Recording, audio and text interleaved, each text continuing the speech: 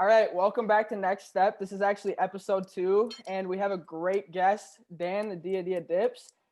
We also have Bjorn with us, who introduced me to this guy on Twitter and investing, which is what this guy is known for, as well as like social media growth, and he's just an all-around good guy. I'm going to turn this over to you, Dan, and let you introduce yourself a little bit and just tell us your story overall. Wow, dude, I thought I was famous enough that I wouldn't have to introduce myself at this point. I thought you'd do that for me. Yeah, so my name's Dan. I'm from South Alabama. And I mainly just trade these days, trade penny stocks and make sure to make sure FinTwit's headed in the right direction, which is kind of the stock Twitter. I have a podcast. It's a top 10 investing podcast. It's #1 in Bermuda, the #1 podcast in Bermuda. I haven't gone there due to their like triangular issues they've been having, but I do plan to visit soon. It's called Pennies Going in Raw, and I got a cat too, and she that's about it, man. I mainly just trade, produce content on Twitter. I saw it was kind of a place that was lacking content in video form. Stock Twitter, I mean, it's not much is fun about stocks, so that's where I kind of found my niche in there. And yeah, that's kind of what I'm doing these days. What's your cat's name? This is Little Cat. It's Little Cat? It's LC for short. So, how old are you, and did you go through college? Because I know college is like just a hot topic, and a lot of people have a lot of different opinions on it, and you're obviously, taking a different path than most people at this age. Yeah, I didn't graduate college, but I was there. I was definitely there for sure. Where do you go to school? So I went to Auburn. I graduated in 2013 in Alabama from high school, and I went to Auburn, and I had a fucking blast. Like the first 2 years were crazy. I got super big into college football and college basketball. I joined a fraternity. I went insane. Okay. And around 2 years in, I had a bad like arrest streak where I got arrested like 5 times in like 2 years. And one time I like didn't want to make it my 5th arrest. I didn't that night. My 5th arrest came later. But I like jumped down this flight of stairs and I tore every ligament in my right leg. I had to get 5 surgeries. I had like an 80% chance to even keep my leg. And so that took me out of college for like a year. I got back in, and I was on probation because I was getting drug tested. So to get around that, I did $10,000 worth of nitrous oxide, aka Whippets, in a month.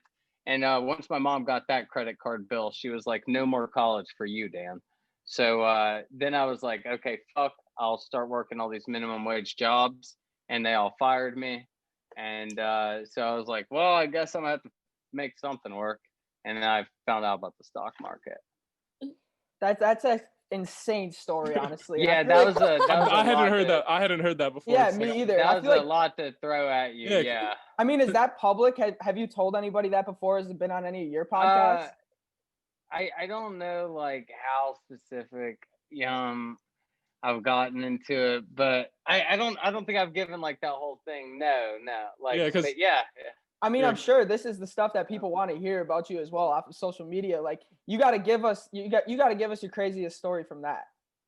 Just a story, whatever you're comfortable with sharing, honestly. Yeah. I mean, there are like some funny moments. There are some crazy ones. Obviously, I think having an 80% chance to lose my leg, that was like a shitty one. But like, man, I don't know. There's just so much shit that happened in college. Like, I remember one time I stayed at my girlfriend's place for the night. Ex-girlfriend, ladies, I am single. If there are any ladies listening, it goes for you too. Unless she's one of y'all's girlfriends. If she's not, that's okay. It's a compliment. Yeah, it's a compliment, right? Yeah, it's just me being complimentary. Anyways, hey, you gotta shoot for sure. I appreciate it. Anyways, where was I going with this? Craziest story in college. Do I even have any girls to listen, or do I need? No, we'll get some girls on here. Yep, that's why I'm here. I'm just fucking around. So, one time I left her place at like 7 in the morning, went back to my apartment, and there was a girl in my bed, like not a bad looking girl in my bed, fully dressed as an alien.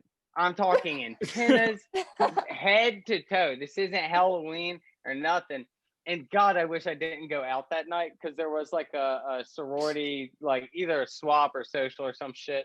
And they were all, you know, it was like they were all dressed as aliens. But if I had not gone out the night before, and I like it, whenever I woke her up, I was like, "Hey, do you know where you are?" She's like, "I'm in a KA's dorm in Edge West." I'm like, "Okay, one, I'm in Lambda Chi, and I live in Eagle South."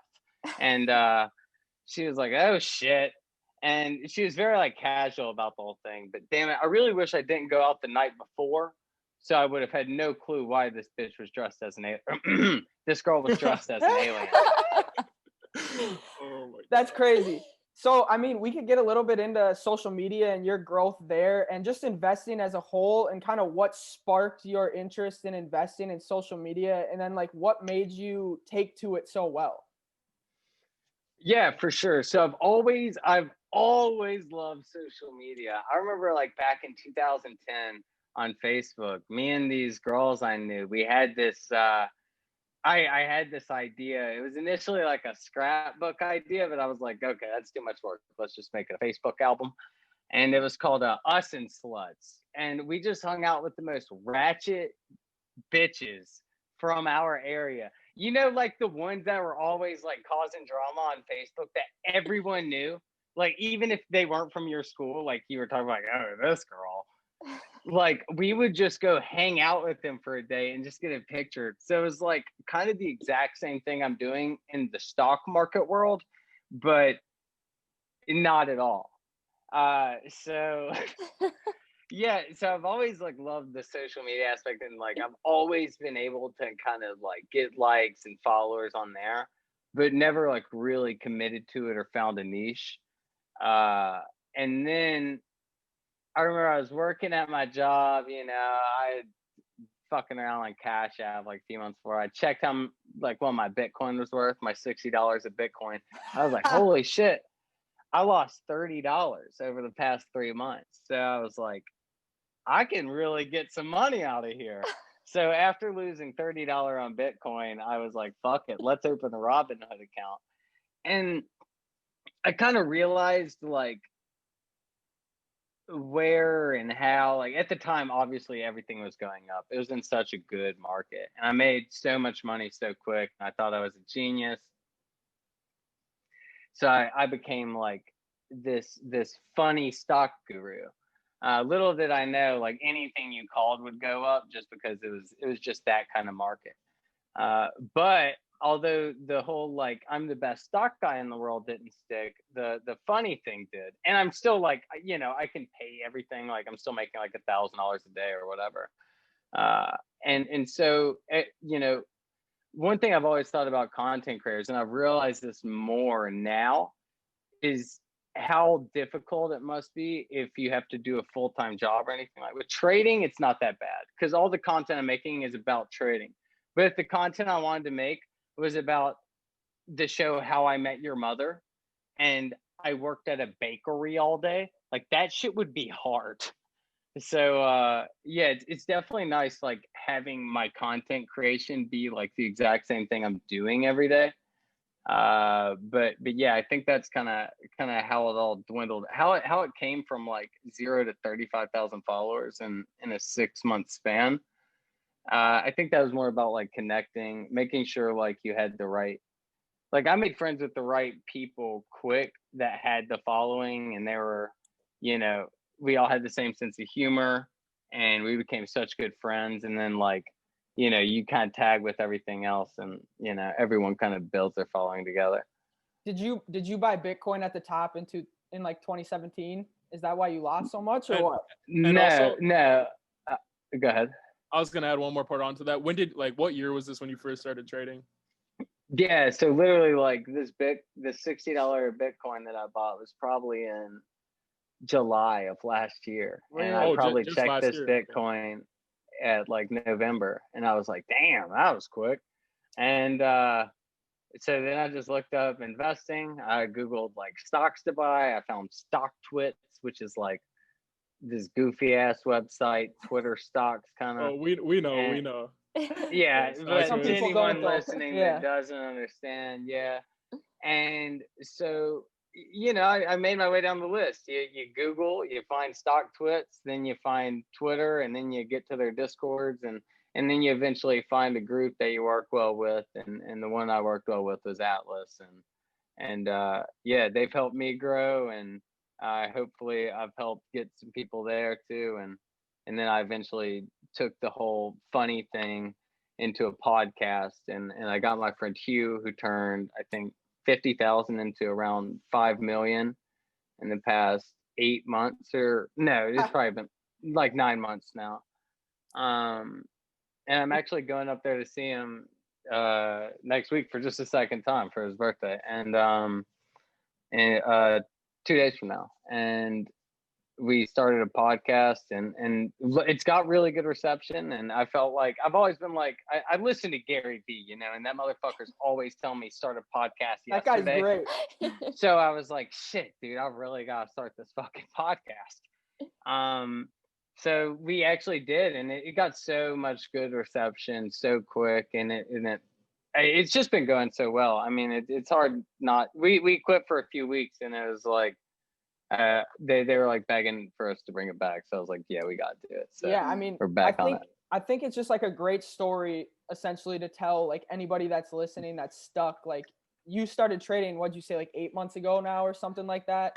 And it's about like roughly a year now, exactly. Perfect. Like, exactly. Yeah. But that's exactly what we're trying to tell people. You can do it if you put in the hard work, put in the extra hours on the weekends and stuff.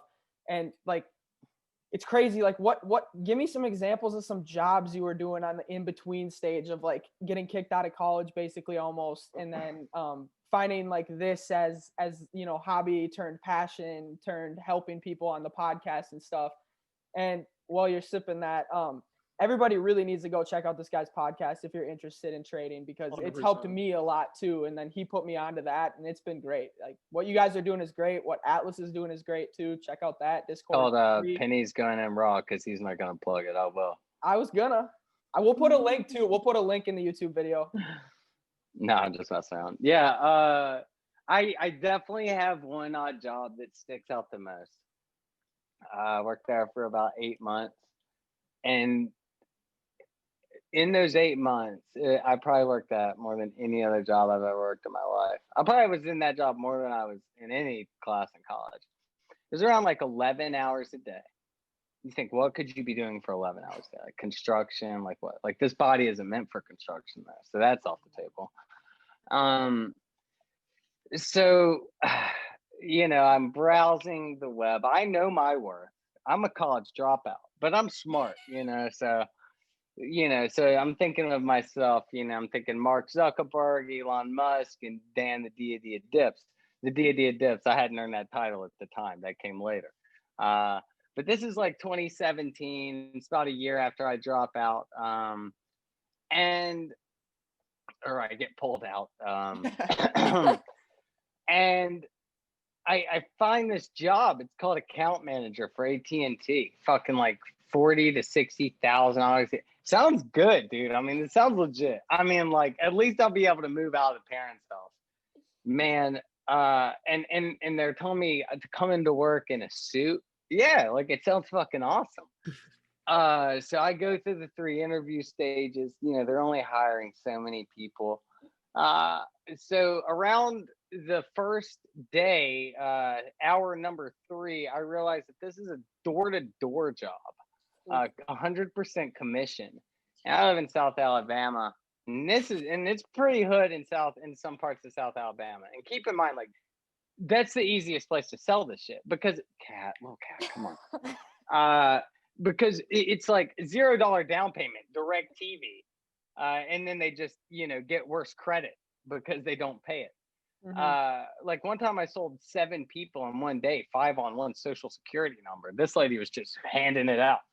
And it was $700, but that was obviously like a super special day. If they don't install it, you don't get the money. But you know, when I was like the hood in Alabama kind of bad, that didn't matter. They sent you fucking everywhere. And I realized it was a pyramid scheme. The whole point was just to recruit more people to become a boss, and then you can recruit, dude. And I worked there for 8 months, and I was on some stubborn shit because my parents were like, pyramid scheme? And I'm like, no, mom, multi-level marketing is different. And yeah, so she liked my good days. And I would show her some of the places I was because I was like, this is funny. And she was like, no, this isn't funny. This is dangerous.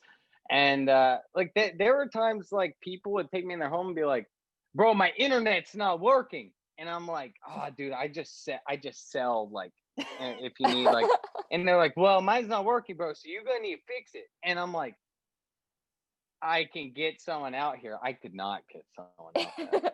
And yeah, it was like one of those things where I just kind of was like, I'm doing this to prove my mom wrong. I'm gonna be a manager. I'm gonna own my own office because like the bosses just wanted to keep you there to get more people. The turnover was crazy. It was insane. I also worked at a shoe store, a automobile, a place that taught other people how to sell cars, RVs, and boats. You think like, but that's a thing that automotive dealerships need. Someone's got to. I can teach see you them, being good at that. Yeah. Yeah, I wasn't. That's actually the job I learned how to trade at because I just didn't work at all.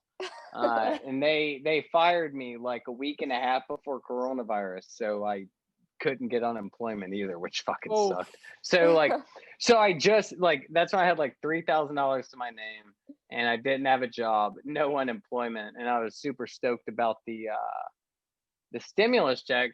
But you know, my $3,000 turned to 2,000. I was back against the wall, and I didn't have a job still, and I was like, I really don't want to have to get a job. So I started trading like super, like all focused, all the Adderall, all I could do. And yeah, now it's I think around 85,000 in profits now from that. So yeah, it worked out. And awesome. then yeah, thank you. We gotta talk about the Weeble ad. How did that even come about? Yeah. That's congrats, crazy. Man. That's awesome. It's crazy. The video goes from horizontal to vertical. Like it's so shitty made. Yeah. And so there's a thing called the Weeble influencer program. And for anyone listening that doesn't know what Weeble is, it's just a stock trading broker. But they're super like millennial. They have super good hours. So I'm not just promoting it for bullshit. You know, their hours genuinely are the best. Yeah. So they have this influencer program, and they kind of give you slightly better rewards depending on your followers. And so and they send you out separate bonuses and shit. So this one was like, make a video and we'll send you X amount of dollars depending on followers. And mine was $300 for my amount. And so I was like, oh, there can't even be that many people making these videos for a Weeble ad. I mean, like, I'm the only person really making videos on Twitter, stock Twitter anyways. Yeah, I mean, there's some people on TikTok that I'm sure are doing it. I think it's called TikTok. Yeah, not lying. Dude, what's crazy about that is literally a week ago, I saw I'm never on TikTok. I was on TikTok. Somehow this comes across my screen, SNDL. And that's like my initials for my last name. My last name's SENDLE. So basically my initials. And it was when it was at like 30. And somebody's like, buy this, it'll make you rich. And now it's at like what, 82 today or something. It closed yeah, at. it's a weed stock, I think. Just crazy. Yeah. It's just, I just had to tell you that because that's just so like destiny, and I missed it. Yeah, but I messaged them and I was like, yo, here's my video, let me know. And they were like, send it before you do it. I mean, I was gonna post it regardless if they were gonna send me the $300 for it or not. I mean, because I'll pump my Weeble account any day. And she said some shit like, I'm so moved by this video. Like, I don't know. She's like, I'm gonna put it in our TikTok ads. I didn't even know it was gonna be in a YouTube ad until someone sent it to me, and I was like, they didn't send it to me. They're like, dude, I swear I just saw you in a YouTube ad. And I was like, no way. There's no way. And he told me, he's like, I wouldn't mistake that blazer anywhere. I wear a blazer in a lot of my videos. And so I said, okay, what did I say? He said something that wasn't exactly what I said. And I said, no, I never said that, but I did say this. He's like, no, that's exactly it. I said, if you see it again, screenshot or record it, man, that'd be so fucking cool. A week later, he was like, after a week of searching, I don't know if this man like called sick off of work for a week and just watched finance YouTube videos for 7 days straight.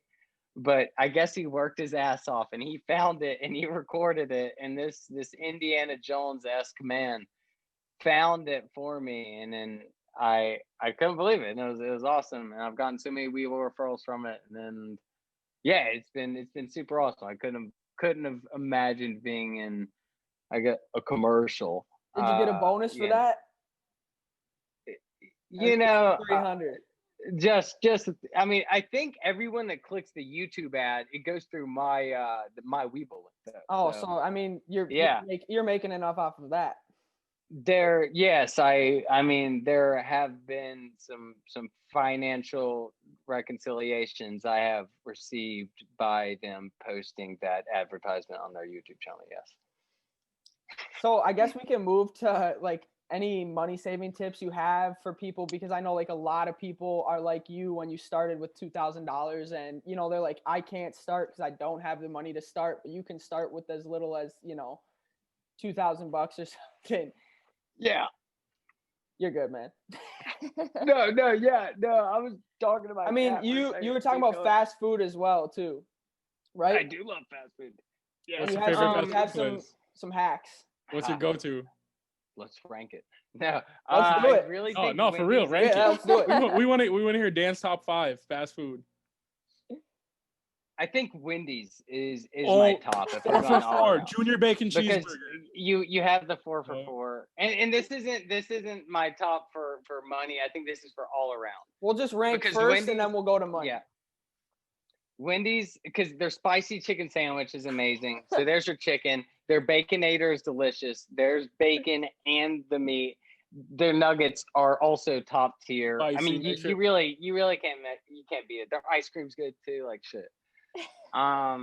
Next, I think you have to say universally, number 2's gotta be Taco Bell, right? I mean, it's cheap. Baja Blasts are really good.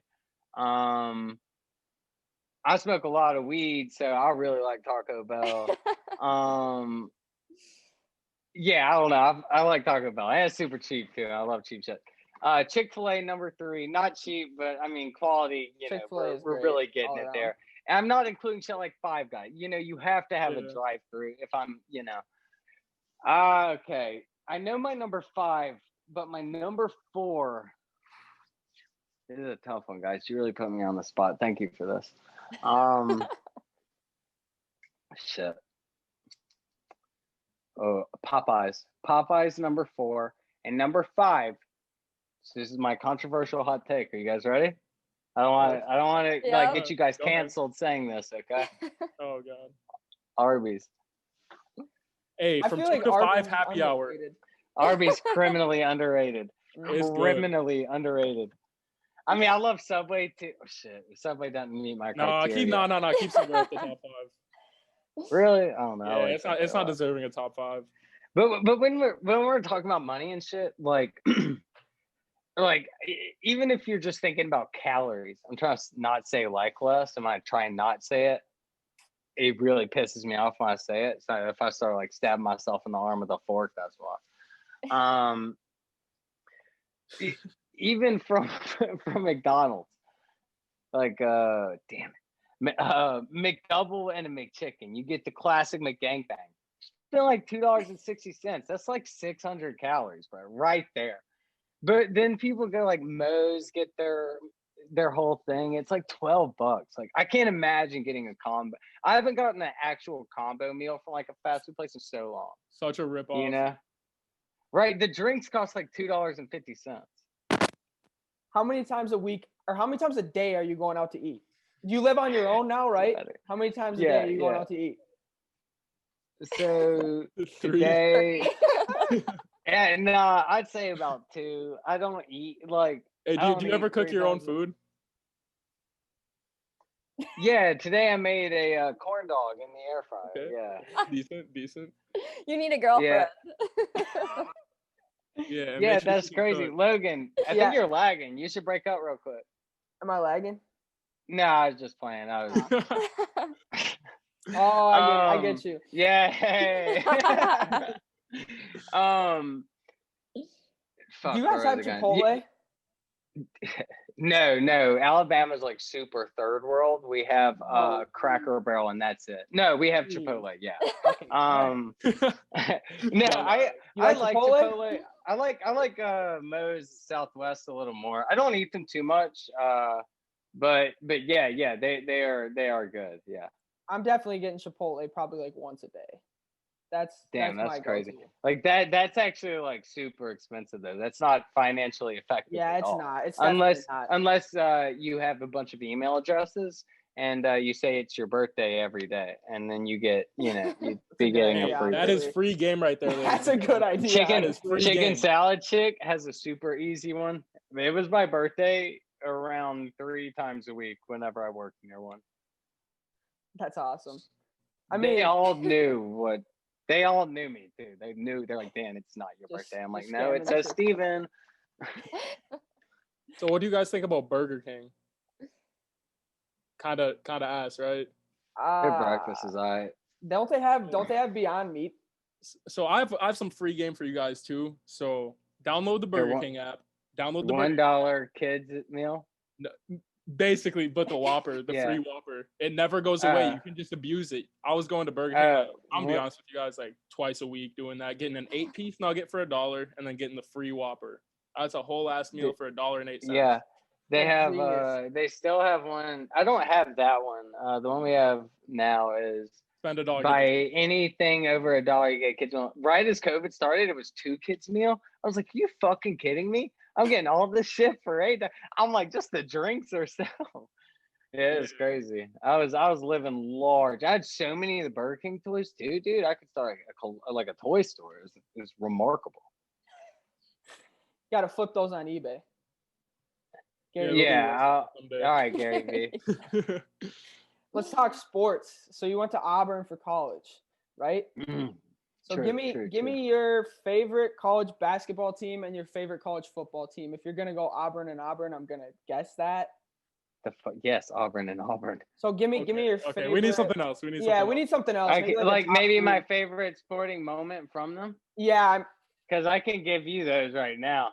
Give me the number top one, 2013. My roommate Chris Davis. He's my suite mate. He wasn't. Yeah, I got in the athletic dorms. Keep in mind, I am not athletic. He had the best playing college football ever. It was number 1 Alabama versus number 4 Auburn. 1 second left on the clock. All tied up. They kick a 56-yard field goal. It doesn't go through. And he returns it 109 fucking yards for a touchdown. And I'm hanging out with him 10 minutes afterwards with his mom in his room and his son. And I was like, woo! I was like, oh man. Dude, it was fucking crazy. I smoked a blunt in the bathroom with his stepdad before he even got back, dude. It was fucking insane. College basketball, we went to the Final Four 2 years ago. That was crazy. We've gotten so close. I haven't seen a championship. I wasn't a fan when Cam Newton was there in 2010. But I've gotten so close, and as long as I eventually see it, when I see a championship, it will be so worth it to me. I feel like I've done more for this team just sitting at home drinking and yelling at the players than a lot of the coaches and players themselves have. So I think that's something to think about. And I'll be like, finally, all of my work is paid off. It's the law of attraction. Yeah, I feel like a lot of people. I feel like a lot of people feel that way, honestly, especially from Minnesota. We're a lot of Vikings fans around here, and I don't know if you know a lot about them, but man, it's not It's not great to do. Oh a Minnesota yeah. sports fan. Isn't Lizzo dating a guy on the Minnesota Vikings? I don't know New if that's man on the Minnesota oh, yeah. Vikings. I think it was Sorry, never Timberwolves, mind. if anything. I know what you're saying. No, that was a terrible joke. It- Go. So I fuck with Stephon Diggs. Does he still play there? yeah, no, he doesn't play there anymore. But Yeah, that's crazy. he's a dog though. I remember I was watching. I think I was like at a funeral or something when he made that play, and like I was like, "Holy shit!" Like in the middle of a funeral. I can't remember if it was a funeral or like a baptism or something. I remember Something where you're just supposed to being be in church. quiet. Yeah. I was watching football on my phone, and my dad's like a Saints fan, and it was against the Saints, wasn't it? Uh-huh. I believe so. Yeah, and I was like, he's not like crazy in the NFL. I just remember being like, oh my god. Question for you. And then the NBA, I like the Oklahoma City Thunder. So what's your take on Kevin Durant there? Yeah, I think he's a bitch.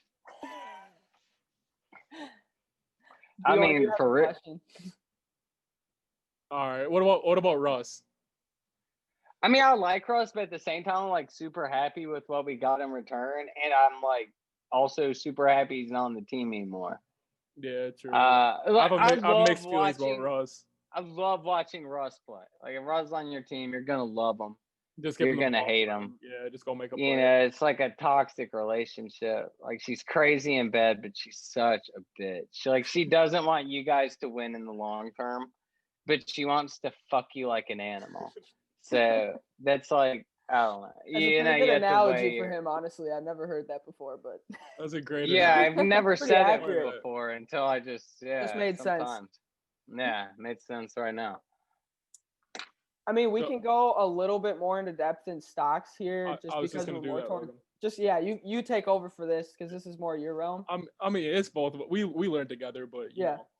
So Dan, if you could do it all over again, I mean, you've been very successful in your short time as a trader, but like if you didn't have any experience and you were to start tomorrow, what resources, what would you do to get caught up? Like, because there's a lot of people who are going to watch this, they don't know anything about stocks, nothing about the market. Like for someone who knows nothing, like what should they do as their first couple steps? Because the name of the podcast, first step, you know, we got to see the first steps they got to take. That's a good question. I think your first step is just gotta be to get started. The whole thing is just seeing how it works, even if it's just using Cash App, putting $1 in Apple, $1 in Tesla, spending $10. That's the first app that I ever used to invest in Bitcoin and then into stocks. They have stocks on there now. And I put like $5 in everything. And I think that's not a bad idea, even if you're not going to trade and you're just going to invest and you don't have enough to buy a share of Apple for whatever it's trading at, or a share of Best Buy at $110. I'm only saying Best Buy because I lost a lot of money on it recently. But if you can't afford them, Cash App has a lot of those blue chips, and blue chips are mainly things that people know, stocks people know. Yeah, kind of the bigger ones.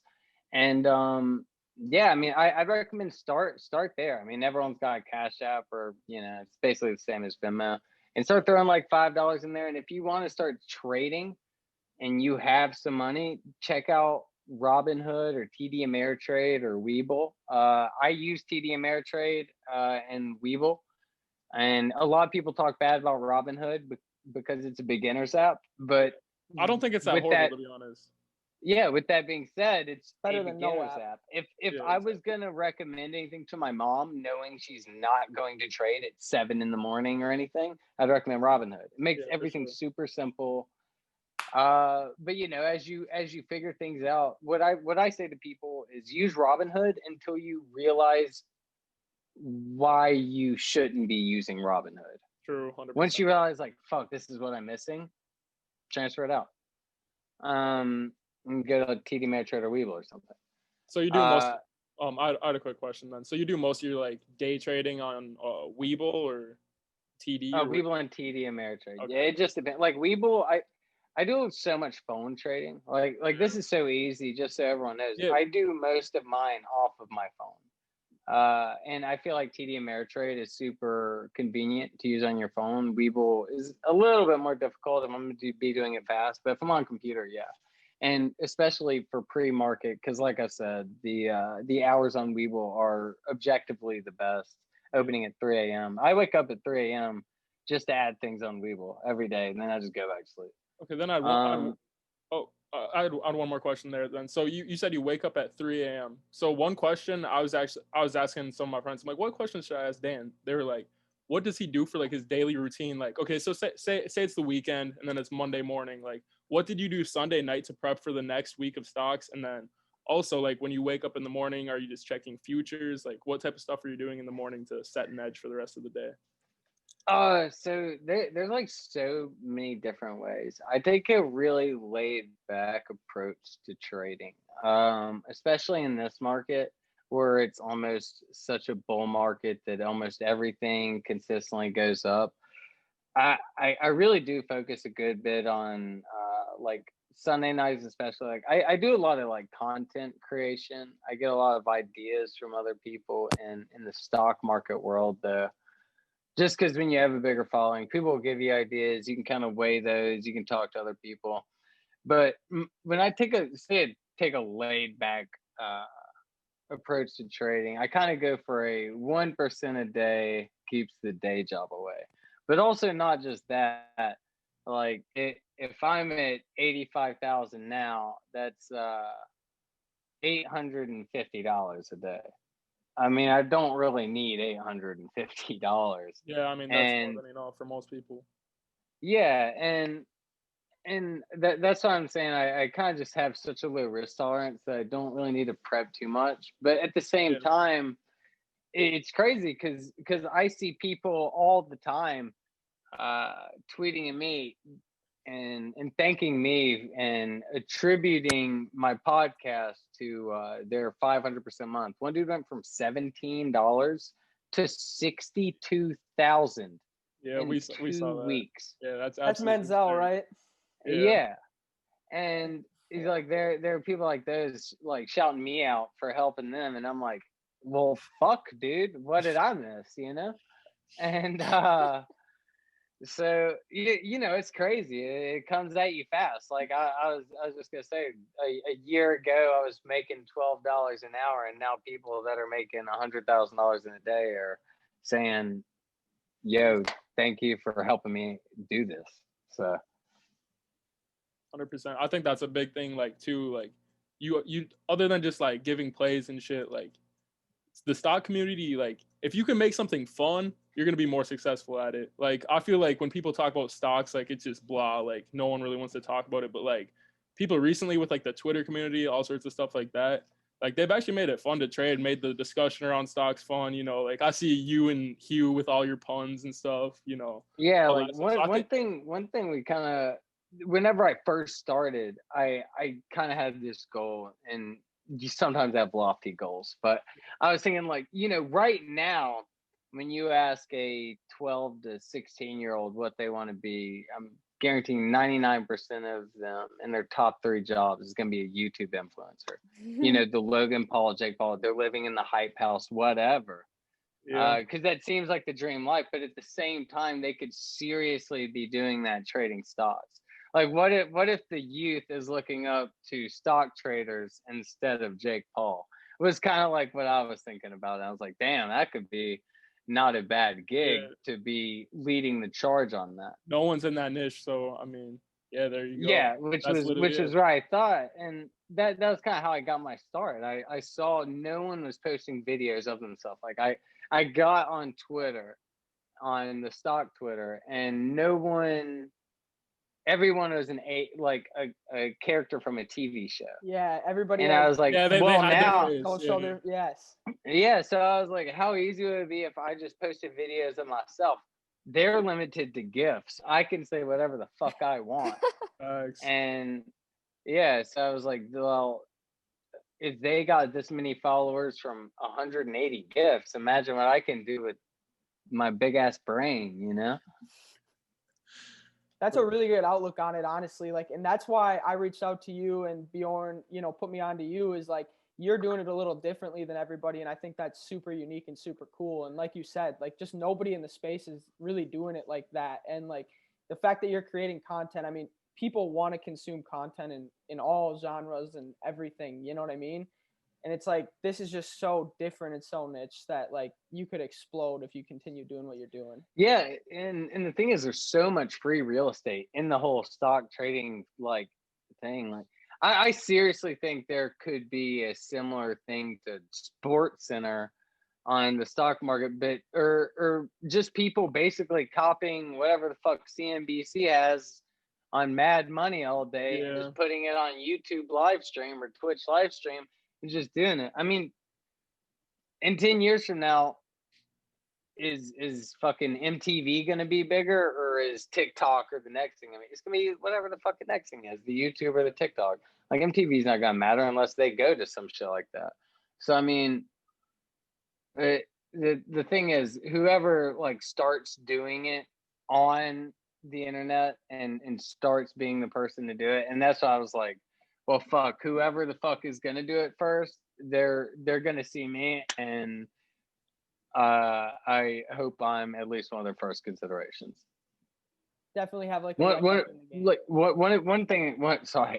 one more thing I thought of was I was thinking of like 4 months ago. I was just thinking, if someone makes a documentary on this retail trader craze of the coronavirus, and they include the Twitter sphere of it, yes, I better be fucking on it. Like, that. Why don't you do it? Thinking. Yeah, you should do it. Why don't you do it? That's a great idea. Like, because I don't really. I'm not that guy.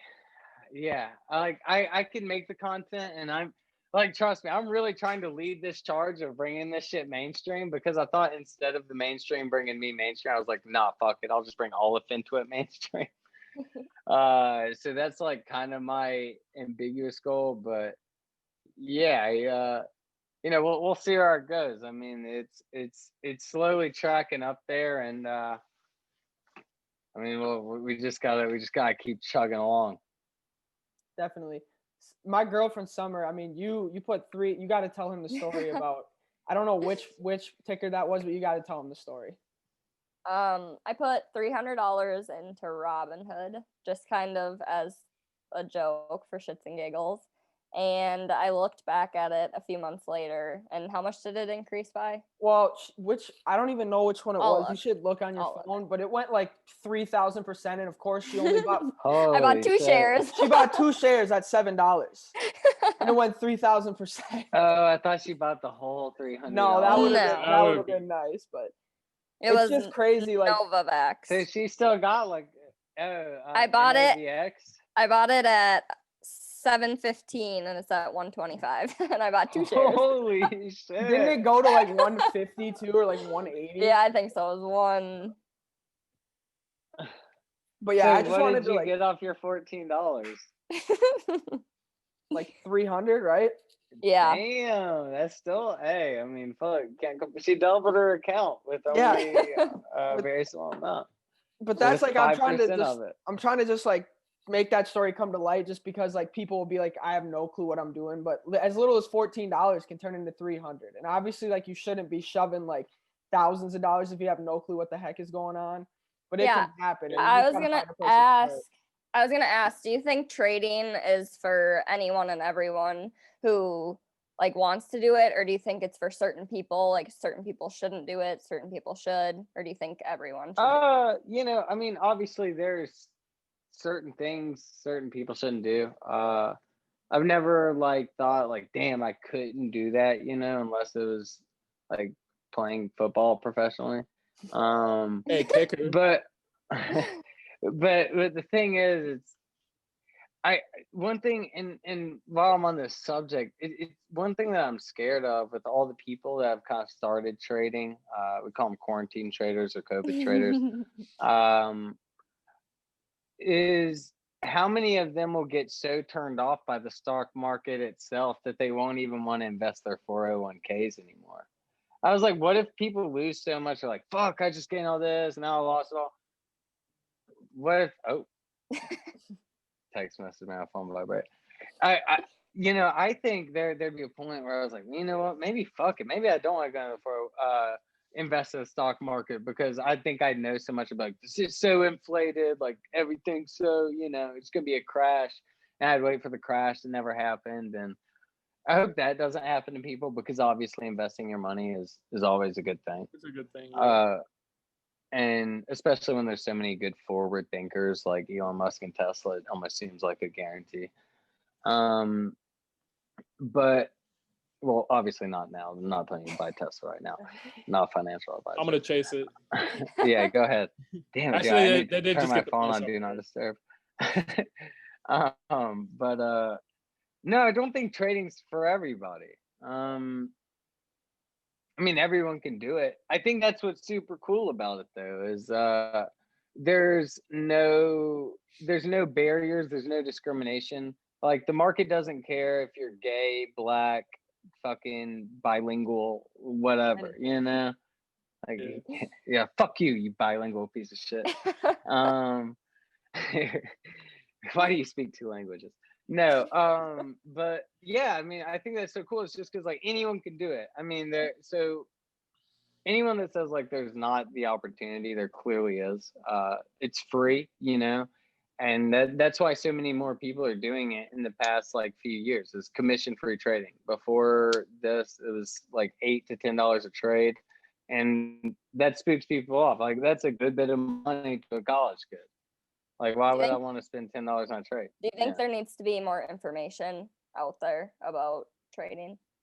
Yeah, absolutely. I think like what would be super smart is if every high school, like your senior year, first semester, Amen. they made you paper trade for a whole semester, and everyone starts with, let's say, $100,000. You have to make at least 20 trades. I don't know. Maybe you shouldn't make that many trades. Maybe it's just teaching you to hold Your style. but you have to at least check it, and there's got to be incentives. Like the top 5 get an extra % in the class, and I think that'd be super helpful. And what's the point in not doing it?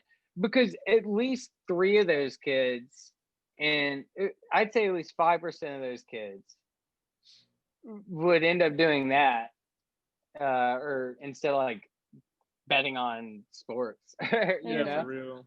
I mean, it's gonna feed some kids gambling addictions, probably healthier than other ways. Probably it's gonna find some people that known about stocks. It's gonna be like, I've always known stocks are good, but now I understand it. And it kind of takes the entry barrier away. Like if no one taught us Excel or whatever the fuck in elementary and high school, and the first time you learned Excel was at a job, you're like, oh shit, this is a bunch of boxes, this is spooky.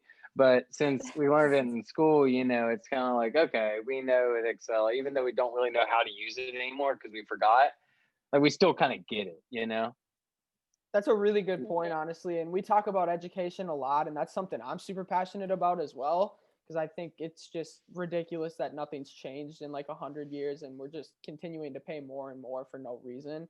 But that's like a super good idea, honestly. That should for sure be at least an elective, if not a required class.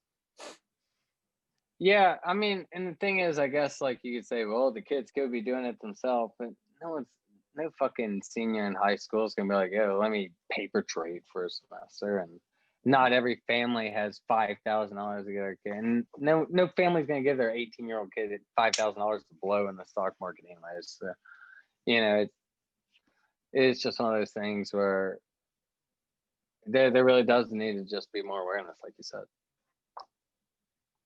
That's a really good point. I mean, do you guys have anything else, or should we wrap it up? I'm good. Well, Dan, I appreciate it. Thank you so much. Do you have Thank you guys else? for having me. Yeah. No. I think we've covered everything. I'm really appreciative that you guys had me. I've had a ball. Me too, man. I appreciate it. Well, Well, it was a good time, guys.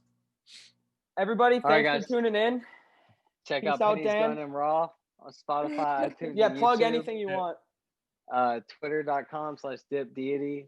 If his audience is young and doesn't know, that's I before E, except after C and D in this occasion. Wait, I before E. No, yeah, it's I before E, except after C. Dip, Deity. It's like on everything. And yeah, I've had a blast. Thank you guys for having me, and peace. Appreciate it, man. Appreciate it.